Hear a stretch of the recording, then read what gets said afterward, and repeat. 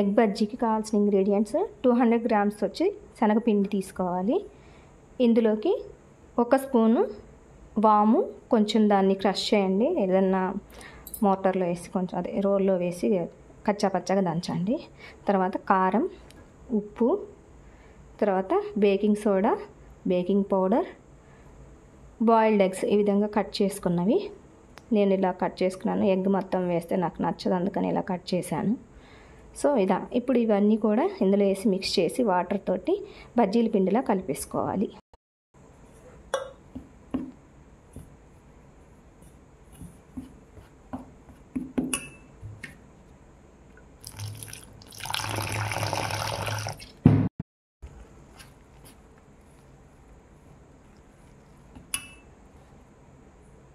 కొంచెం కొంచెం వేసి మిక్స్ చేసుకోండి. ఇప్పుడు ఆయిల్ కాగిపోయిందండి, బజ్జీలు వేద్దాం.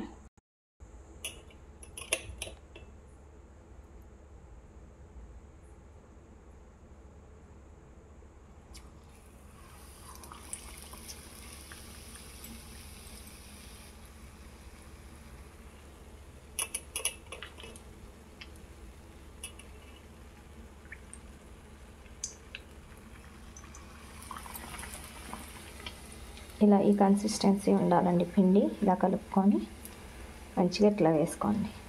నేను చెప్పిన ఇంగ్రీడియంట్స్ కరెక్ట్గా అలాగే వేయండి.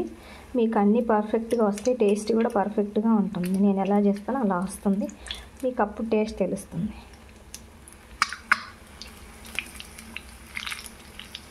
దీంట్లో ఒక 4 వరకే పడతాయి, సో నేను 4 వేస్తున్నాను.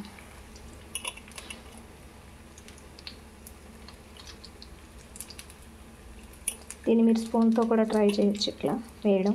చేయొద్దు అనుకుంటే, చేతితో వద్దు అంటే.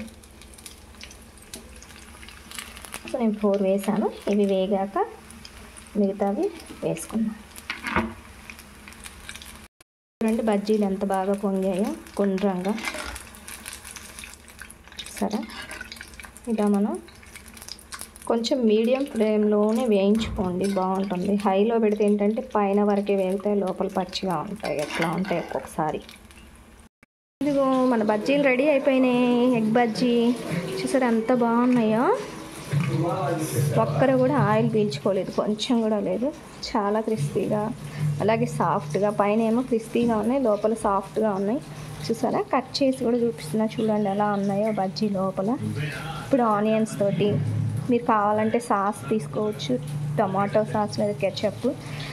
నేనైతే అల్లం పచ్చడితో తీసుకుంటున్నాను. మీ ఇష్టం, మీరు ఎలా అయినా ఇక డెకరేషన్ చేసుకొని తినండి, అది మీ ఇష్టము. సో ఇవండి రెడీ అయిపోయినాయి.